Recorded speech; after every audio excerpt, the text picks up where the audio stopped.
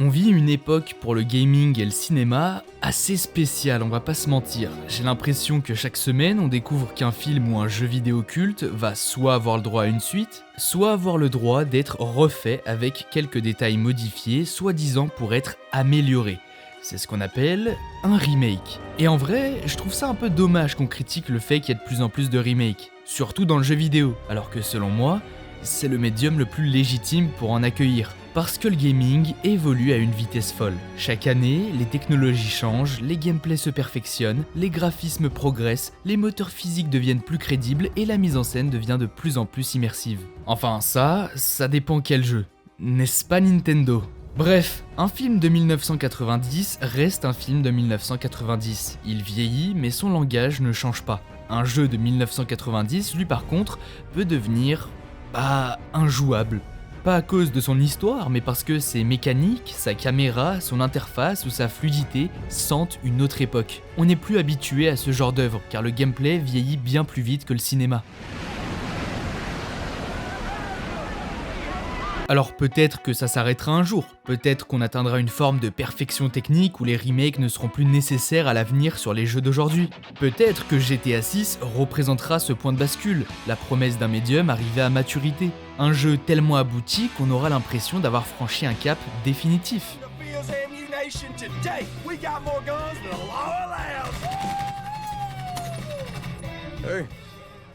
Mais pour le moment, ce n'est pas le cas. Le jeu vidéo évolue, change, se réinvente chaque année, et c'est précisément pour ça que les remakes existent et qu'ils peuvent avoir du sens.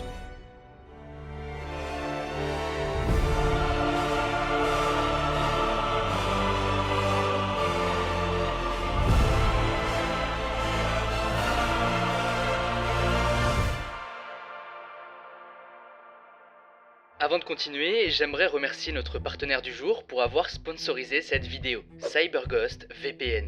Vous devez sûrement les connaître, après tout c'est un des meilleurs VPN du marché, ils ont quand même plus de 38 millions d'utilisateurs et des milliers d'avis positifs, et si ces chiffres sont aussi énormes, c'est parce que de nos jours un VPN, c'est indispensable pour protéger votre vie privée en ligne. Ça chiffre votre connexion et empêche votre fournisseur d'accès ou d'autres regards indiscrets de suivre ce que vous faites sur internet, et donc personne ne pourra savoir ce que vous faites en ligne. Mais le truc que je trouve vraiment incroyable, c'est qu'avec plus de 100 emplacements, CyberGhost vous permet aussi de contourner les blocages géographiques. Et donc les contenus Netflix, Amazon Prime ou même Disney+, dont on ne peut pas avoir accès en France, avec CyberGhost VPN, vous pourrez y accéder. Et ça peut aller jusqu'à 50% de contenu en plus, et vous avez même la possibilité de débloquer le contenu de 40 services de streaming, ainsi qu'obtenir de meilleures offres en ligne. Et tout ça en modifiant simplement votre localisation virtuelle. D'ailleurs, j'imagine que vous l'aurez remarqué, mais en France, plusieurs sites pour adultes sont bloqués par les autorités ou les fournisseurs d'accès à internet, souvent sans avertissement. Et bien grâce à CyberGhost VPN, vous pouvez contourner ces restrictions de manière sécurisée en choisissant un serveur situé dans un pays où l'accès à ces sites est libre. C'est rapide, privé et totalement anonyme. Le service fonctionne sur tous vos appareils et protège jusqu'à 7 appareils en même temps, ce qui est juste parfait pour le partager avec vos amis ou votre famille. Avec le lien en description, profitez de leur meilleure offre à seulement 2,3€ par mois avec 4 mois offerts et une garantie satisfait ou remboursée de 45 jours. Donc, vous n'avez rien à perdre. C'est un excellent VPN, on en a tous besoin plus que jamais pour regarder nos films, séries et vidéos préférés, donc n'hésitez pas à utiliser le lien dans la description, surtout qu'en plus, ça soutient la chaîne.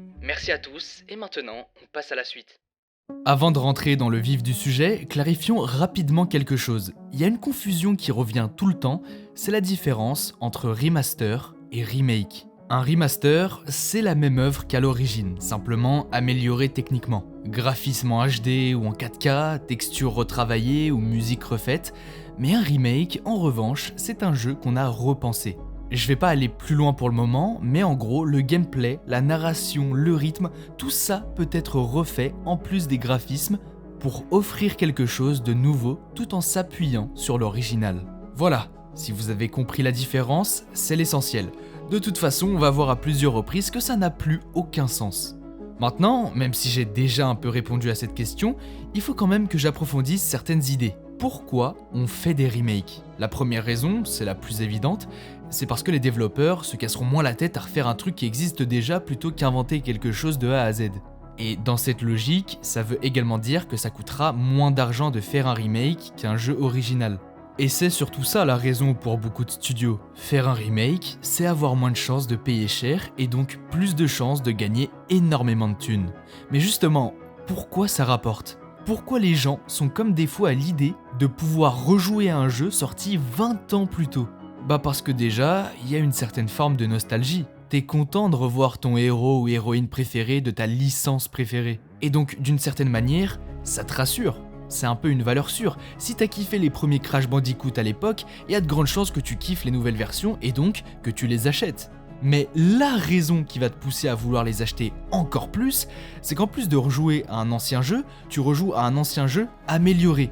C'est ça qui justifie l'existence d'un remake dans le domaine du jeu vidéo. C'est l'idée qu'on va jouer à un jeu existant, mais techniquement meilleur. Comme évoqué précédemment, le gaming est un médium très sensible au vieillissement technique. Et donc, il est difficile de voir les intentions initiales d'un vieux jeu. Un remake, ça peut justement corriger une vision limitée par la technique d'une époque. Ça peut repenser un rythme, une narration ou même un gameplay. Un exemple particulièrement parlant, c'est Demon's Souls Remake.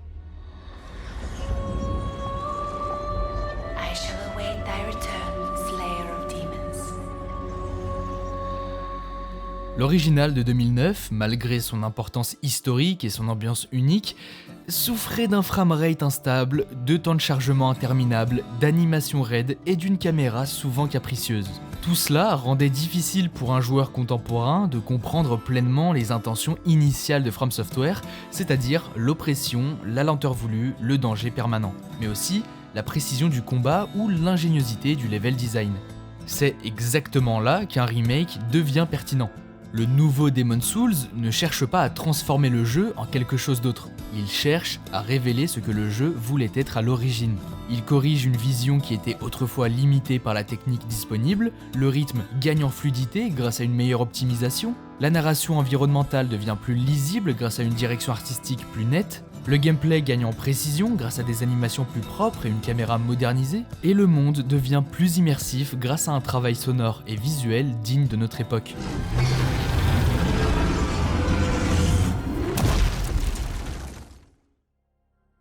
Un autre exemple à une plus petite échelle mais qui m'a personnellement marqué, c'est Resident Evil 4. L'original est un chef-d'œuvre, et ce suffit en vrai. Le remake n'est pas forcément nécessaire. Mais pourtant, il existe et en plus, il est à mes yeux meilleur. Car bien que le jeu de base soit extraordinaire, ça n'empêche pas le fait que ne pas pouvoir se déplacer lorsque l'on vise et tire sur des ennemis est extrêmement relou et frustrant. Et bah, le remake corrige justement ce détail. Et pour moi, ça change tout. Sans parler du fait que les graphismes, les animations et tout plein de détails scénaristiques ont été améliorés, ce qui offre une toute nouvelle expérience de jeu par rapport à l'original. Mais du coup, c'est là qu'un sujet intéressant fait surface. Si on améliore un jeu, est-ce qu'on finit pas par créer un nouveau jeu ? Après tout, si l'expérience de RE4 Remake me paraît meilleure que RE4 original, bah c'est peut-être parce que c'est plus RE4 original. On ne marche plus sur la même corde, on ne vit plus le même jeu, on vit une interprétation moderne et d'une certaine manière, une réécriture. Donc finalement, c'est peut-être ça le piège et la beauté des remakes. Ils renaissent parce qu'on les aime, mais ils changent parce qu'on a changé. Plus tu modifies un jeu, plus tu l'adaptes à notre époque, plus tu le rends fluide, moderne, beau, plus tu l'éloignes volontairement ou non de ce qu'il était à l'origine.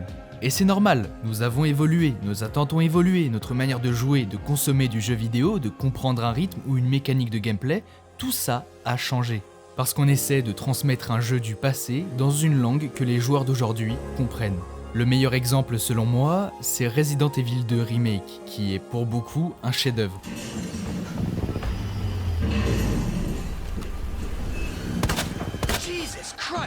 C'est un jeu qui comprend l'essence du jeu original et qui ne cherche pas à le remplacer. Et pourtant, ça aurait pu être risqué. Le gameplay du remake n'a rien à voir avec celui de 98. Alors que c'est justement le gameplay des premiers Resident Evil qui leur a permis d'obtenir un statut de jeu iconique et important pour l'histoire du jeu vidéo. Mais finalement, ça fonctionne parfaitement. RE2 Remake modernise là où c'est nécessaire et ça n'empiète pas sur ce qui a été fait à l'époque. C'est un des plus gros problèmes des remakes. Plus tu changes, plus tu risques de dénaturer, mais moins tu changes, plus tu risques d'ennuyer. C'est un équilibre incroyablement fragile que RE2 Remake a parfaitement su gérer. Et ce que je trouve intéressant, c'est que j'ai pris l'exemple de la saga Resident Evil, déjà parce que c'est une franchise qui a énormément contribué à l'évolution du gaming, mais également parce que ce sont des survival horror. Et il n'y a rien de mieux qu'un jeu qui peut te faire peur pour rendre ton expérience marquante. Donc ce que je vais dire, ça peut aussi fonctionner avec Dead Space Remake, Silent Hill Remake et tous les autres remakes du genre. Et là où je veux en venir, c'est qu'en gros, avec des graphismes modernes, une direction artistique plus précise, des animations plus organiques et des éclairages plus sophistiqués, chaque élément horrifique est réamplifié. Un couloir qui paraissait simplement sombre en 2008 devient aujourd'hui un espace oppressant, saturé de fumée, de reflets métalliques, de sons lointains. Une créature autrefois mal modélisée mais stylée peut maintenant être viscéralement dérangeante, avec une texture de peau, des cris ou des mouvements qui déclenchent une réaction instinctive du joueur. On passe donc d'un jeu techniquement daté mais culte à une expérience sensorielle, presque physique, où chaque apparition d'un monstre ou chaque bruit parasite peut provoquer une réaction émotionnelle bien plus forte qu'à l'époque.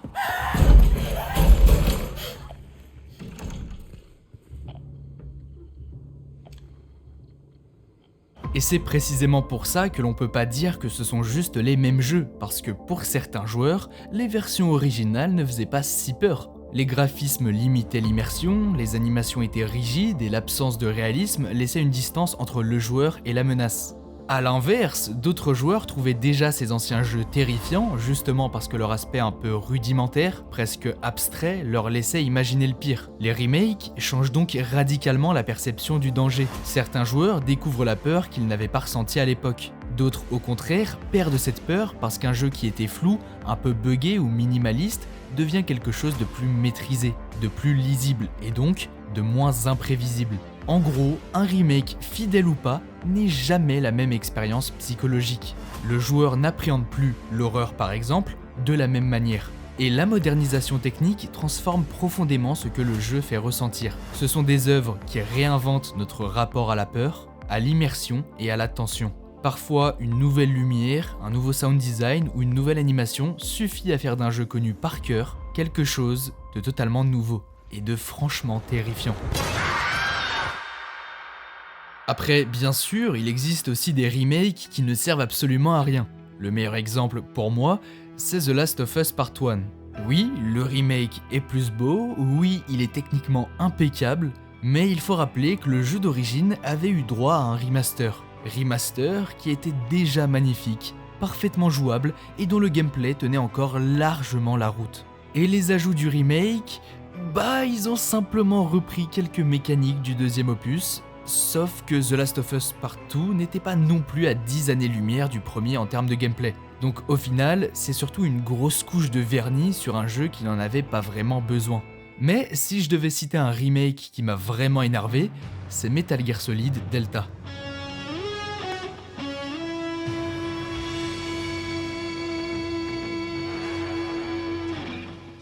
Je dis pas que le jeu est mauvais, techniquement il est propre, et revoir Snake avec des graphismes modernes est quelque chose de très agréable. Mais quelle galère ça a été d'aller au bout de l'aventure, parce que là, on est face à l'exemple parfait du remake beaucoup trop fidèle, à tel point qu'on aurait presque pu l'appeler Metal Gear Solid 3 Remaster. Sérieux, c'est littéralement la même chose, ils ont même pas pris la peine d'enlever les écrans de chargement entre deux zones. En 2025, pour un jeu d'infiltration où l'immersion est censée être centrale. C'est littéralement le minimum aujourd'hui de proposer une map cohérente, continue, fluide, avec éventuellement quelques nouvelles zones pour enrichir l'exploration et varier un peu le rythme. Là, au contraire, tu fais 10 mètres, écran de chargement. Et comme le jeu est déjà rempli de cinématiques et de dialogues toutes les 5 minutes, tu passes plus de temps à attendre qu'à jouer. Et forcément, ça casse l'immersion. Mais le pire, c'est le gameplay. Avant de lancer Delta, je me suis dit que ça serait cool de relancer MGS5, histoire de se mettre dans le bain. Erreur monumentale, parce que Metal Gear Solid 5, c'est peut-être pour moi l'un des gameplays les plus fluides, précis, réactifs et satisfaisants de l'histoire du jeu vidéo. Tout est calibré au millimètre, c'est un plaisir permanent, même juste pour se déplacer. Et donc, quand j'ai lancé Metal Gear Solid Delta, j'ai eu l'impression de remonter 20 ans en arrière. Ok, le gameplay original de MGS3 était exceptionnel pour son époque. Oui, il a marqué énormément de joueurs, et je comprends totalement que certains le considèrent comme le meilleur MGS. Mais c'est pas une raison pour ne rien moderniser. Un remake, ce n'est pas juste refaire les textures en 4K, il faut adapter, repenser, fluidifier, réinterpréter. Il leur suffisait de reprendre la base de MGS5, ou au moins un système inspiré de celui-ci un peu plus moderne, et on aurait eu un remake absolument incroyable. Un vrai pont entre l'héritage de la saga et les standards actuels. À la place, on se retrouve avec un jeu qui ressemble à un hommage visuel, mais qui en termes de sensations, paraît coincé dans le passé. Après, encore une fois, ça reste un bon jeu, mais à mes yeux, un mauvais remake. Et pour éviter ça, ils auraient honnêtement pu s'inspirer du remake de Resident Evil 1.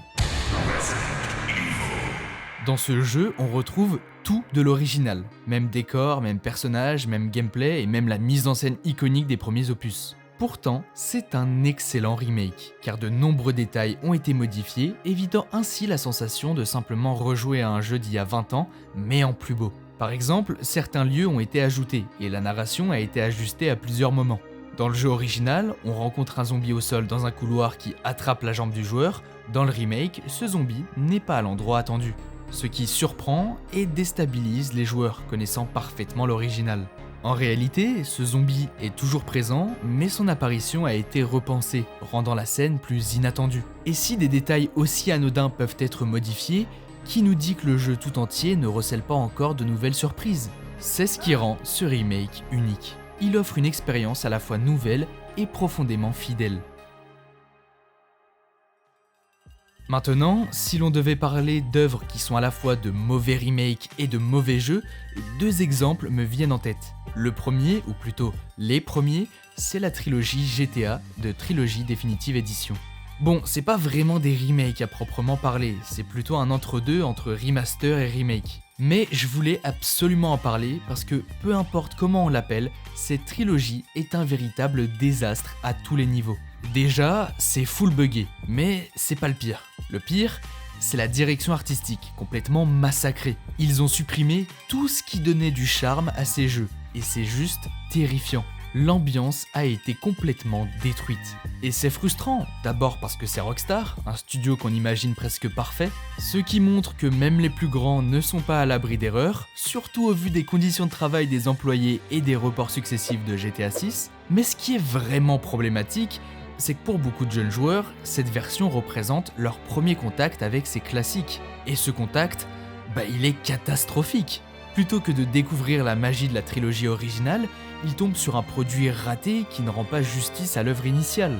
Mais encore, là ça va, parce que si on remonte un peu plus loin, on peut tomber sur l'affaire Warcraft 3 Reforged. Alors, je vais pas faire le mec, je suis pas un expert de la licence, en réalité je suis même pas du tout fan, mais là, c'est juste honteux. Le remake a été un véritable désastre. C'est en fait tout ce qu'il faut pas faire dans un remake. Le jeu original était déjà excellent et ce reboot réussit à le dégrader à tous les niveaux. Il ne s'agit pas seulement de graphismes mal adaptés ou de bugs techniques, des éléments emblématiques de l'original ont été supprimés ou modifiés, parfois de manière incompréhensible, et l'équilibre du jeu a été complètement chamboulé. Et le pire dans tout ça, c'est que le remake a remplacé la version originale sur les serveurs officiels. Non seulement le jeu est nul à chier, mais en plus les joueurs n'ont plus accès à ce qu'ils aimaient réellement. C'est l'exemple parfait d'un remake qui ne préserve pas l'œuvre. Il ne rend pas hommage à son héritage, il ne modernise rien intelligemment, il détruit ce qui était déjà précieux, et on se retrouve donc avec une expérience frustrante pour les fans, mais surtout un effacement presque officiel de l'histoire originale du jeu. Il existe aussi des cas un peu particuliers qui ne respectent pas vraiment les règles d'un bon remake, mais qui fonctionnent pourtant très bien. Shadow of the Colossus en est un excellent exemple.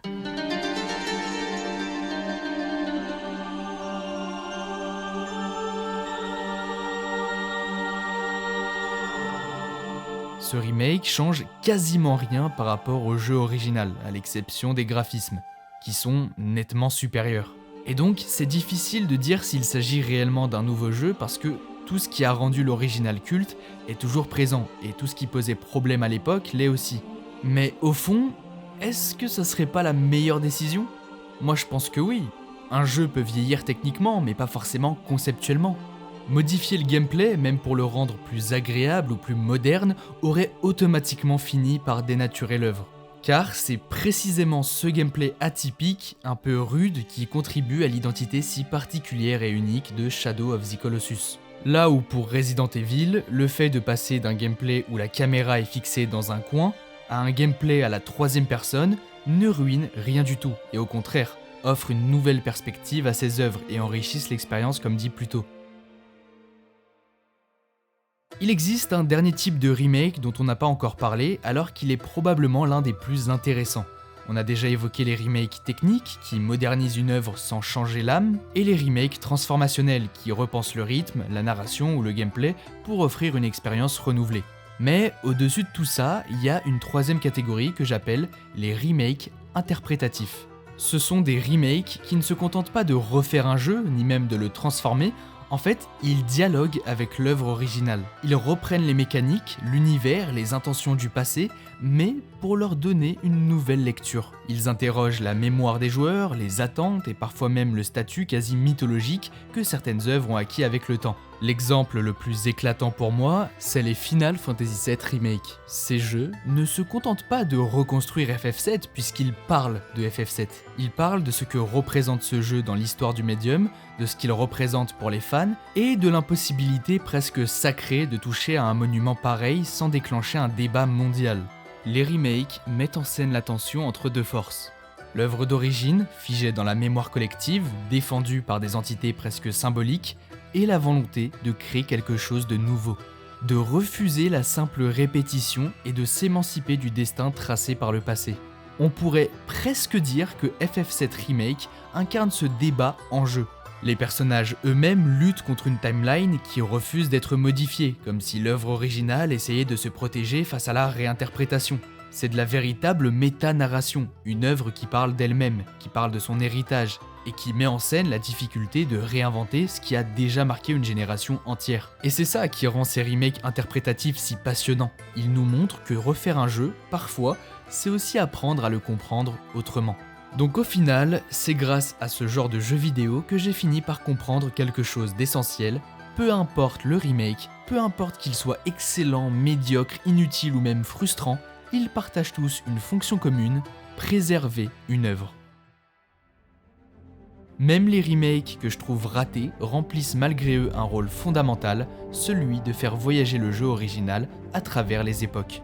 De le remettre sous les projecteurs, de le rendre accessible à de nouvelles générations de joueurs. Parce que c'est ça, préserver. C'est refuser que l'oubli gagne. C'est lutter contre l'érosion du temps, contre les consoles qui disparaissent, contre les vieux moteurs graphiques qui ne tournent plus, contre toutes ces étapes techniques qui rendent certains jeux littéralement injouables aujourd'hui. On en parle rarement, mais il existe une quantité énorme de jeux qui n'existent plus vraiment, soit parce qu'ils ont été retirés des magasins numériques, soit coincés sur des consoles mortes, bloqués par des problèmes de droits musicaux ou de licence. Par exemple, Alan Wake a disparu pendant un temps pour cette raison. Les jeux PS3, PSP et PS Vita se sont évaporés des stores. Une partie du catalogue Wii U et 3DS est déjà perdue pour ceux qui n'avaient pas acheté les jeux à temps. Et c'est là qu'on comprend qu'un remake, même imparfait, devient bien plus qu'une simple mise à jour graphique, car en vrai, c'est un moyen légal, stable et moderne de garder une œuvre accessible. Sans ça, une grande partie de l'histoire du jeu vidéo serait déjà enfermée dans des cartons dans un grenier.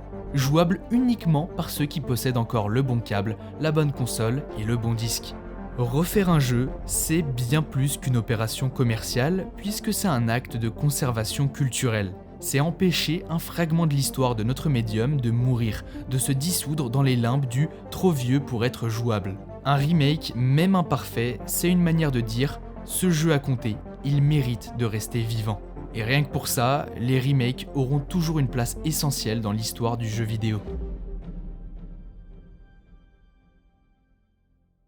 Merci d'être resté jusqu'au bout de cette vidéo, ça fait vraiment plaisir. N'oubliez pas que pour soutenir cette chaîne, vous pouvez cliquer sur le lien dans la description afin d'accéder à CyberGhost, notre partenaire du jour, et bénéficier de 4 mois offerts et 83% de réduction pour protéger votre vie privée et débloquer des contenus exclusifs. Surtout que, faut pas l'oublier, c'est sans risque grâce à la garantie satisfait ou remboursé de 45 jours.